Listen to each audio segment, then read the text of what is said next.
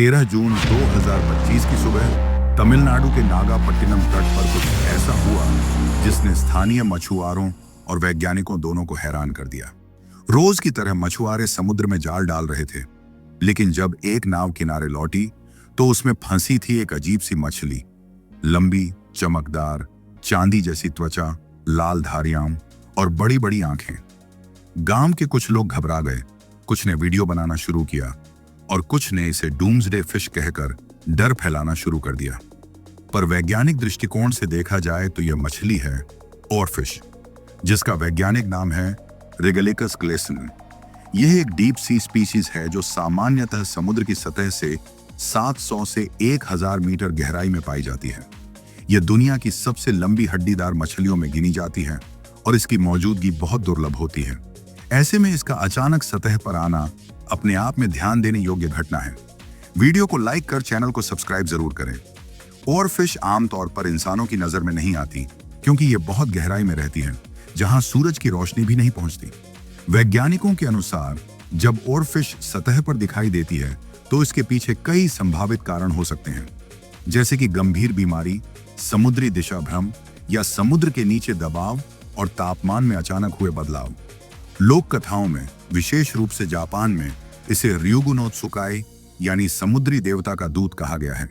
वहां मान्यता है कि जब यह मछली सतह पर आती है तो वह किसी बड़े समुद्री खतरे की चेतावनी होती है, जैसे भूकंप या सुनामी। हालांकि यह एक लोक विश्वास है, न कि वैज्ञानिक तथ्य।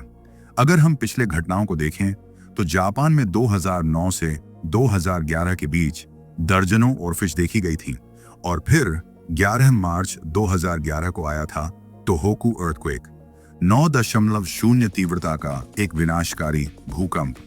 इस भूकंप के बाद सुनामी आई और फुकुशिमा न्यूक्लियर प्लांट में भीषण दुर्घटना हुई। करीब 15,000 से अधिक लोगों की जान चली गई।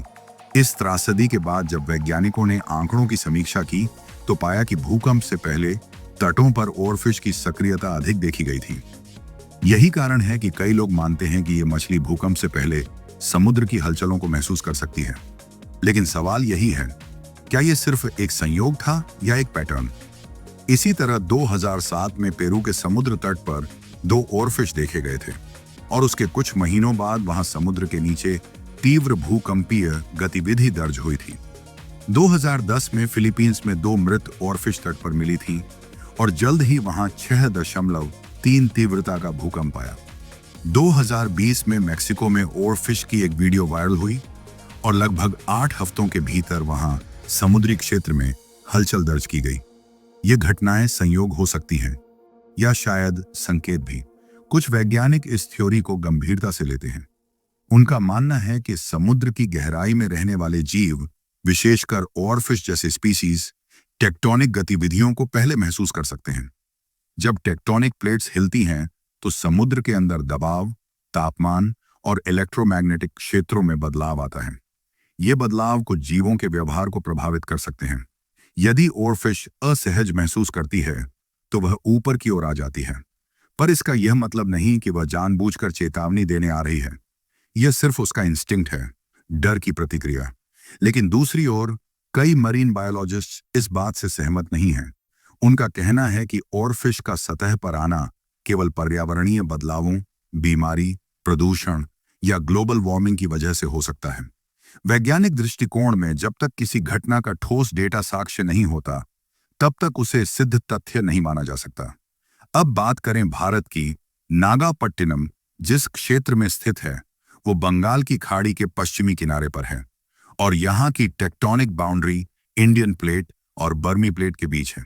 यानी यह इलाका भूकंप के लिहाज से संवेदनशील माना जाता है। पिछले 5 वर्षों में इस क्षेत्र में कई बार हल्के झटके दर्ज किए गए हैं, हालांकि उनमें से कोई भी गंभीर या विनाशकारी नहीं रहा।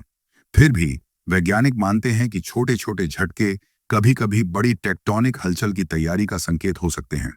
ऐसे में अगर कोई गहरा समुद्री जीव अचानक सतह पर दिखाई दे तो उस पर ध्यान देना आवश्यक हो जाता है, लेकिन डर या अफवाह नहीं फैलाना चाहिए। सोशल मीडिया और व्हाट्सएप पर तेजी से फैलने वाली सूचनाओं ने इस मछली को डूम्सडे फिश बना दिया है। कई गांवों में डर का माहौल है। कुछ मछुआरों ने समुद्र में जाना बंद कर दिया है और मंदिरों में विशेष पूजा करवाई जा रही है। लेकिन विज्ञान की आवाज इन अफवाहों के शोर में कहीं दब जाती है। ओरफिश के दिखने को हमें नीदर डिवाइन साइन मानना चाहिए, ना ही पूरी तरह इग्नोर करना चाहिए, बल्कि इस अवसर को विज्ञान और समझदारी से देखने की जरूरत है। ओशन फ्लोर की मॉनिटरिंग, साइज्मिक सेंसर्स की स्थापना और मरीन लाइफ के व्यवहार पर डेटा आधारित अध्ययन आज के समय की आवश्यकता बन चुकी है, क्योंकि कुदरत कभी कभी इशारा जरूर करती है, लेकिन वो डराने नहीं, समझाने आती है। फर्क इतना है कि कुछ लोग सुनते हैं और कुछ सिर्फ वायरल वीडियो बनाते हैं।